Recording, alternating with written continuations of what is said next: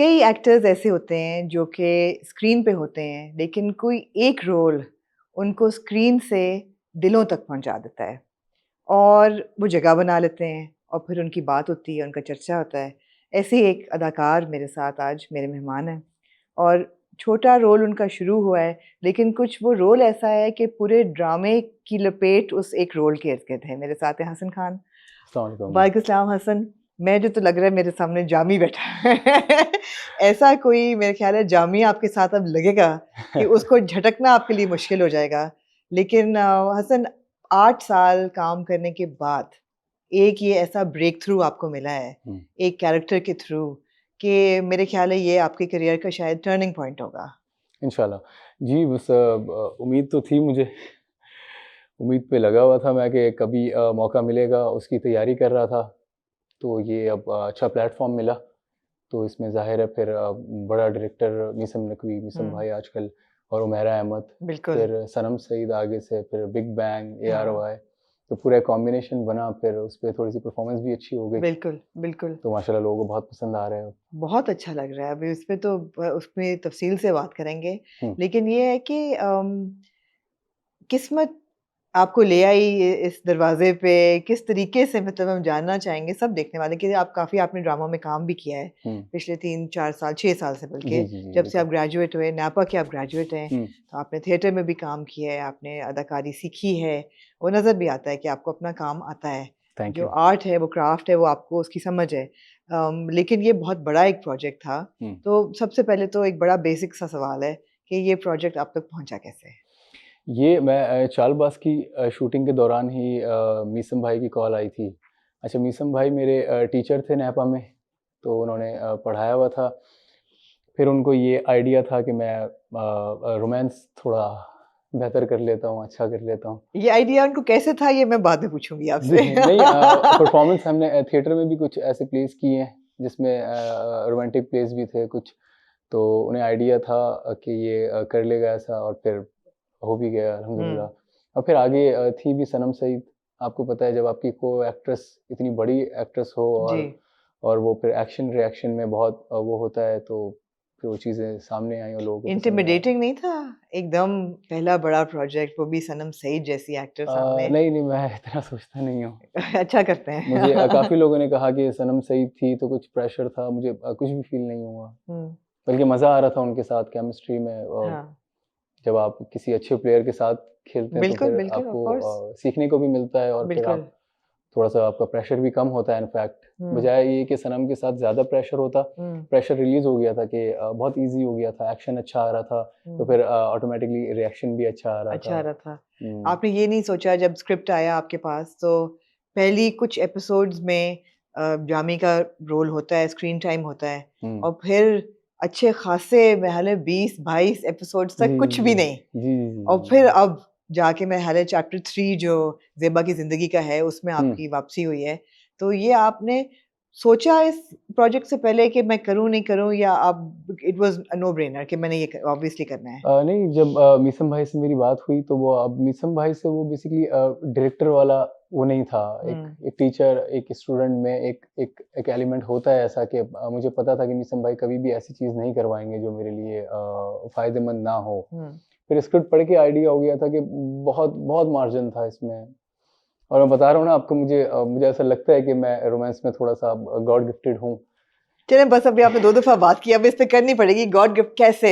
हसन ये कैसे God God gifted हैं आप? मैं वो आपको गिफ्ट आपका नज़र आ रहा है कैरेक्टर की हुँ, जो हुँ, छोटी-सी एक डायलॉग डिलीवरी है या आपकी बॉडी लैंग्वेज है या एक आँखों की एक डिस्क्राइब करना मुश्किल है लेकिन एक हुँ, बहुत नोबिलिटी है उस हुँ, कैरेक्टर के की नज़र में। तो हुँ, वो तो हुँ, आपने पहुँचा दी बहुत अच्छी तरीके हुँ। से। मगर मैं रोमांस में बहुत अच्छा हूँ, ज़रा इस पे वज़ाहत ये कीजिए। मुझे ऐसा लगता है, क्योंकि दूसरे सिनेरियोज़ प्ले करने में मुझे थोड़ी एफ़र्ट करनी पड़ती है। रोमांस में ये है, बस वो एफ़र्टलेस हो जाता है, और ना मुझे बहुत ज़्यादा कोई डायलॉग की नीड पड़ती है, और ना कोई बहुत करीब बैठने की। अगर दूर भी बैठे हों, तो मुझे ऐसा लगता है कि मेरे पास कोई जादू की छड़ी है कि मैं दूर बैठ के, इनफैक्ट हमारे टीचर कहते थे, ज़िया साहब, कि अगर हाथ पकड़ के बहुत ज़्यादा करीब आके रोमांस करना है, तो वो कहते थे कि मैं बाहर से किसी को बुलाऊँगा, अननोन जो नॉन एक्टर होगा वो भी कर देगा। तो रोमांस वो दूर से होता है, फिर वो इन द एयर होता है, वो रेजेस आंखों से निकलते हैं, वो है इसके पीछे एक साइंस।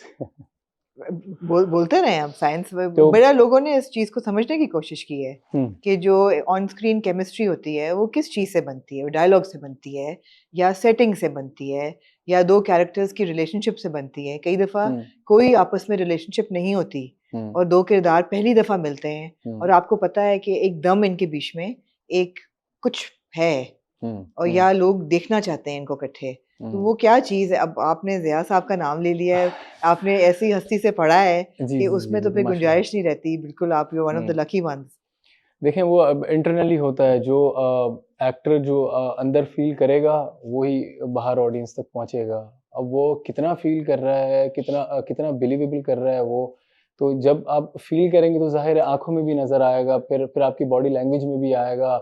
फिर वो थोड़ी सी चीज़ें होती हैं कुछ कि वो जैसे आपने देखा होगा अक्सर मेरे सीन्स में मैं नीचे देख रहे हैं, फिर वो देख रही है, फिर तो ये एक होती है वो आप जब फील करते हैं इस तरीके से तो फिर होता है। लेकिन मुझे ऐसा लगता है कि ये हर किसी को नहीं होता, गॉड गिफ्टेड इसमें होती है बहुत सी, क्योंकि बहुत से लोगों को आपने देखा होगा बहुत रोमांस में ऑब्जेक्ट्स की नीड पड़ती है इस तरह में कि लाइक हमारे स्क्रीन पे तो बहुत चीज़ों की नीड पड़ती है, बहुत ज़रूरत होती है ऊंची आवाज़ की या बारिश की या हवाओं की या म्यूजिक की। उसके बहुत बड़े रोल्स हैं इन सबके। ये जो प्रॉप्स हैं इनका बहुत एक रोल होता है रोमांस क्रिएट करने में। आपको लगता है कि जो ज़ेबा और जामी के बीच में एक कनेक्शन है जो 22-23 साल रहा, कायम रहा, ज़ेबा की तो समझ आती है कि उनकी इतनी बुरी जिंदगी गुजरी उस किरदार की कि जो पहला प्यार था वो लेके उसने उसको हिम्मत दी पूरी जिंदगी शायद गुजारने की, एक ख्वाब था, एक फैंटेसी थी। जामी क्या कर रहा था पिछले 20-22 साल से? जामी ये अभी फिर और स्टोरी मैं इसलिए लीक पूछ हो रही हूँ, नहीं जाएगी, स्टोरी लीक किए बगैर, आपको इसलिए पता कि जब लगेगा। आपके पास स्क्रिप्ट आया तो आपने अपने जहन में कोई डेवलपमेंट भी तो की होगी ना स्क्रिप्ट की, जी, कि जी, जी, जी, उससे अच्छा उसी से फिर जामी बना। तो वो क्या था? अच्छा था ये बेसिकली ज़ेबा, ये आगे रिवील भी होगा कि ज़ेबा जामी की पहली मोहब्बत थी। अच्छा, जामी की भी पहली मोहब्बत थी वो। और वो फिर सिनेरियो भी ऐसा था, वो गाना गाते हुए शादी में देखा, फिर आपने देखा होगा दोनों उसका दुपट्टा मेरी गिटार में फंस जाता है, फिर देखते हैं तो वो था इस तरीके से कि फिर वो वेट भी कर रहा था, फिर वो ज़ेबा की रिश्ता लेने जब आता है तो उसको पता लगता है ज़ेबा की बहन है, बिल्कुल, तो वो मना कर देता है कि मैं आगे इसमें है 1-2 सीन्स उसमें आपको रिवील होगा, सारी स्टोरी में बताऊंगा कि इस दौरान मैं कहाँ था। हाँ, वो अभी फिर हम नहीं करते रिवील। जी, जी, बिल्कुल, जी, बिल्कुल, वो तो वो फिर मजा आएगा एक्सपीरियंस नहीं आपको। खराब करना चाहेंगे, मेरा भी और देखने वालों का भी। जी, मगर इतना तो हमने देखा कि ज़ेबा की बहन का रिश्ता लेके वो आता है और जब वो जी, देखता है कि ज़ेबा खड़ी है तो वो इनकार कर देता है। हुँ, लेकिन अब वापसी हुई है और ऑब्वियसली मुझे नहीं पता कि आगे क्या होगा, लेकिन उम्मीद है कि अगर 22-23 साल बाद एक किरदार वापस आया है तो वो कुछ उसका आउटकम अच्छा ही होगा, कोई हैप्पी एंडिंग ही होगी, जी, बेहतरी बिल्कुल। की तरफ ही जाएगा सारा मामला। हसन, आजकल जो रोमांस हम टेलीविजन पे देख रहे हैं वो कोई, उसको हम बड़ा ग्रीन और रेड फ्लैग्स में लेबल कर देते हैं कि ये किरदार